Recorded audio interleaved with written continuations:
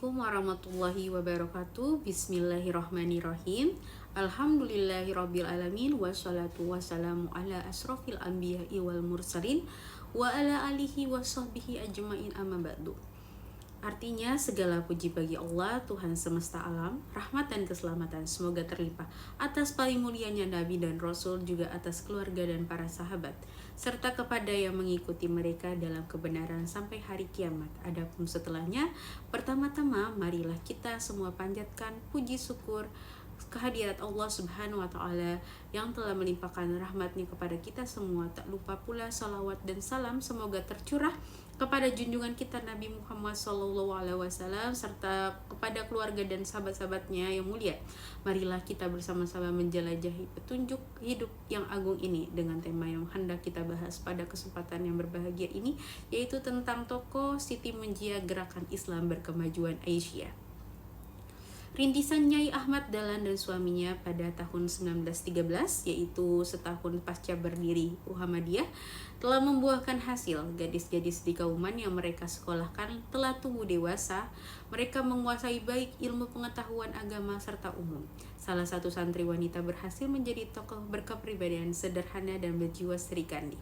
Dia telah ditunjuk mewakili HB Muhammadiyah bagian Aisyah dalam Kongres Perempuan Indonesia pertama di Yogyakarta tahun 1928. Wanita muda itu menjadi wakil ketua panitia bersanding dengan R.A. Sukonto, ketua panitia kongres. Ia mendapat kesempatan berpidato perihal pandangannya seputar kedudukan wanita dalam Islam. Dialah Siti Munjiah. Perempuan aktivis Aisyah ini berperawakan gemuk, postur tubuhnya agak tinggi, kemauannya keras dan cara berpikirnya cukup logis. Sekalipun dia salah satu putri lurah Hashim Ismail, dia tak suka mengenakan perhiasan mewah. Pembawaannya selalu sederhana tetapi tampak supel. Siti Munjiah binti Haji Hashim Ismail lahir di Kauman, Yogyakarta pada tahun 1896 Dalam catatan Haji Hashim Ismail, ayah kandungnya dijelaskan bahwa tahun kelahiran Siti Munjiah tatkala dia lahir pun Munjiah amrengi ing dinten isnain legi kaping 14 bulan Julhijjah tahun Jim awal 1317. Ketika dilahir Munjiah bersamaan dengan hari Senin Legi tanggal 14 bulan Julhijjah tahun Jim awal 1317. Sumber ini berasal dari catatan pribadi ayah kandungnya sendiri, yaitu Haji Hashim Ismail Lurah Keraton Yogyakarta yang juga tetangga Kiai Haji Ahmad Dahlan. Siti Munjiah dengan Jasima Suja Fakhruddin, Hadi Kusuma Zaini, Siti Baria dan Siti Walida, anak-anak keturunan Haji Hashim Ismail inilah yang dikenal dengan sebutan Bani Hashim. Mereka adalah penggerak Muhammadiyah sejak pertama kali didirikan. Jika adiknya Siti Baria masuk sekolah umum netral Mais School, maka Siti Munjiah masuk sekolah agama bersama Siti Umiyah, putri Kiai Haji Sangidu. Walaupun lebih tua dari sang adik, justru Siti Baria yang terpilih sebagai ketua pertama Khof Berstur Muhammadiyah bagian Aisyah. Hal itu terjadi karena penyesuaian dengan apa yang sedang zaman butuhkan. Di antara murid-murid wanita yang paling menonjol dalam bidang organisasi dan kepemimpinan adalah Siti Baria. Akan tetapi setelah fondasi organisasi Aisyah terbentuk, Siti Munjiah dipercaya sebagai ketua pasca kepemimpinan Nyai Ahmad Dahlan. Siti Munjiah memiliki kepiawaian dalam berpidato. Bakatnya dalam berpidato mengingatkan kita pada sosok Haji Fakhruddin, kakak kandung Siti Munjiah. Dengan bakat ini, Munjiah tampil sebagai perwakilan Aisyah dalam forum-forum perkumpulan wanita lain. Ia belajar agama Islam lewat kursus dan pengajian yang digelar Kiai Haji Ahmad Dahlan dan istrinya. Santri-santri wanita ditempatkan di sebuah asrama yang diasuh secara langsung oleh Nyai Ahmad Dahlan untuk ditempa menjadi calon pemimpin. Pada tahun 1918, Muhammadiyah telah melebarkan sayap keluar kampung Kauman lewat jalur pengajian di daerah-daerah. Menyadari Muhammadiyah kekurangan tenaga, maka Kiai Haji Ahmad Dahlan mengumpulkan 10 orang pemuda dan pemudi yang sebagai calon-calon mubalighin dan mubalighah Muhammadiyah. Siti Munjiah masuk di dalamnya. Ia mengikuti kelas Qismul Arqa. Pada tahun 1920, Kiai Haji Ahmad Dahlan dibantu para dermawan di Kauman mendirikan sebuah asrama untuk menampung murid-murid Qismul Arqa. Gedung baru disiapkan depan rumah Haji Suja. Setelah menempati gedung baru, kelas Qismul Arqa mulai diklasifikasikan secara berjenjang dari kelas 1 sampai kelas 3. Setelah itu sekolah ini tidak lagi menggunakan nama Qismul Arqam, namun diganti dengan Pondok Muhammadiyah dan diberikan kurikulum umum. Pondok Muhammadiyah kemudian menjadi Quick School Islam, lalu diganti Quick School Muhammadiyah. Setelah keluar ordonasi sekolah luar, nama Quick School Muhammadiyah diganti menjadi Madrasah Muallimin Muhammadiyah. Pada tahun 1929, murid-murid putri dipisahkan di gedung tersendiri yang kemudian dikenal dengan nama Madrasah Muallimat yang menjadi sekolah Siti Munjiah. Siti Munjiah termasuk santri wanita yang mendapat kepercayaan untuk mengikuti Kiai Haji Ahmad Dahlan menghadiri undangan-undangan tabligh.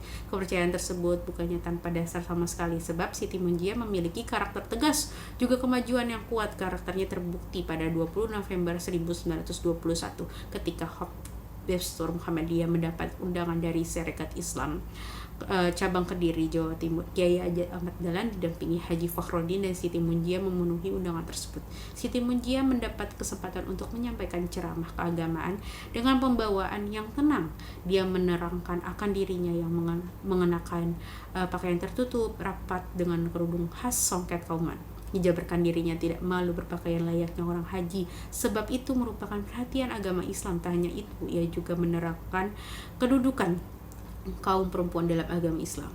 Bukan hanya kaum lelaki yang wajib memajukan agama Islam, tetapi kaum perempuan juga memiliki hak yang sama untuk memajukan agama Islam. Pidatonya mampu menyihir para hadirin. Munjiah telah mengawali sebuah gerakan baru bahwa kaum perempuan memiliki kedudukan setara dengan kaum laki-laki dalam memajukan agama Islam. Siti Munjiah memang kader santri putri yang paling militan di Aisyah. Selama beberapa periode, Siti Munjiah menjabat sebagai ketua Furziter bagian Aisyah. Sejak Kongres Muhammadiyah ke-21 di Makassar 1932 pada masa kepemimpinan Kiai Haji Ibrahim, Siti Munjiah dipercaya sebagai Furziter ketua. Selaku sekretaris juru tulis dipercayakan kepada Siti Zarkiyah selalu pening semester bendahara, dipercayakan kepada Siti Wakirah. Kemudian pada 4 kongres berikutnya 1933-1936 dia kembali dipercaya menjabat sebagai ketua Aisyah. Nama Siti Munjiah tidak hanya terkenal di kalangan aktivis Aisyah namun hingga taraf nasional, sebab dia pernah menjadi wakil ketua Kongres Perempuan pertama 1928 di Yogyakarta. Siti Munjiah juga seorang ulama perempuan yang sangat inklusif dan toleran. Dalam menyampaikan pidato, Munjiah hampir tidak pernah menyinggung agama lain. Namanya memang cukup dikenal di kalangan organisasi wanita lain, seperti Wanita Taman Siswa, Wanita Utomo, Jong Java, dan sebagainya. Siti Munjiah menikah dengan Kiai Haji Ghazali, warga Kauman. Akan tetapi tampaknya pernikahan Siti Munjiah dengan Kiai Haji Ghazali tidak harmonis. Rumah tangga yang dibangunnya tidak langgeng. Setelah bercerai dari suaminya, Siti Munjiah tidak menikah lagi. Dia mengadopsi anak-anak Siti Baria, adik kandungnya, ketika meninggal dunia. Anak-anak Siti Baria, Siti Antaro, Isnaton, dan Fuad dirawat dan dididik oleh Siti Munjiah sampai dewasa. Siti Munjiah memang tak kenal lelah berjuang di Aisyah. Semangatnya yang menyala-nyala dan tekadnya yang kuat telah membawa nama Aisyah di pentas nasional. Tetapi Siti Munjiah tetap seorang manusia biasa. Pada tahun 1955, Siti Munjiah menghembuskan nafas terakhirnya setelah berjuang memimpin Aisyah. Demikian beberapa hal yang dapat saya sampaikan. Semoga apa yang disampaikan tadi dapat memberi manfaat dan kebaikan bagi kita semua. Tentunya kesempurnaan hanya milik Allah semata, karena itu saya memohon maaf atas ucapan dan tindakan yang tidak mengenakan bagi para pendengar. Wallahul muwaffiq ila aqwamit thoriq. Semoga Allah menuntun kita menuju jalan yang paling lurus, yakni Islam. Akhirul kalam. Wassalamualaikum warahmatullahi wabarakatuh.